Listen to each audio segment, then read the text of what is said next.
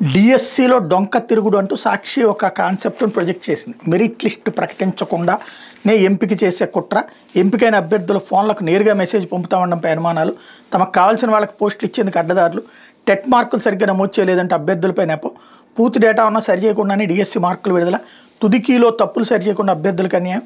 ఇప్పుడు మెరిట్లో ఎవరున్నారో చెప్పకుండానే నియామకాలకు రంగం సిద్ధం. ఎక్స్ సర్వీస్ మెన్ కోటా తొలగింపై న్యాయ పోరాటానికి అభ్యర్థుల సన్నాహాలు, ముసురుకుంటున్న వివాదాలు, 3.36 లక్షల మంది జీవితాలతో కూటమి సర్కార్ చెలగాటం, ప్రభుత్వ పెద్దల తప్పిదాలకు నిన్న విద్యార్థులు నేడు ఉద్యోగార్థులు బలి అన్నటువంటి వార్తని హైలైట్ చేసింది. ఇది విమర్శ, తిట్లు అనే యాంగిల్లో కాకుండా పాజిటివ్ రూట్లో ఆలోచిస్తే లోపాలు సెట్ చేయాల్సి ఉంది. 16,000 టీచర్ పోస్టులు జగన్ చేయలేకపోయాడు. జగన్ తన 5 ఏళ్ల కాలంలో పోలీసు ఉద్యోగాలు, టీచర్ ఉద్యోగాల భర్తీలో విఫలమయ్యాడు. అదే అతని గ్రామీణ ప్రాంత ప్రజలకు దూరం చేసింది. ఇప్పుడు కూటమి వచ్చాక మొదటి 100 రోజుల్లో అన్నారు, సరే ఆ తర్వాత డేట్ పెట్టిన పబ్లిక్ పట్టించుకోలేదు, చదువుకున్నారు, డిఎస్సి రాశారు. ఇప్పుడు ఆ డిఎస్సిని మెరిట్ లిస్టు అనౌన్స్ చేయాల్సిన బాధ్యత ఉంది. పబ్లిక్కి చూపించాలి, అందరికీ చూపించాలి.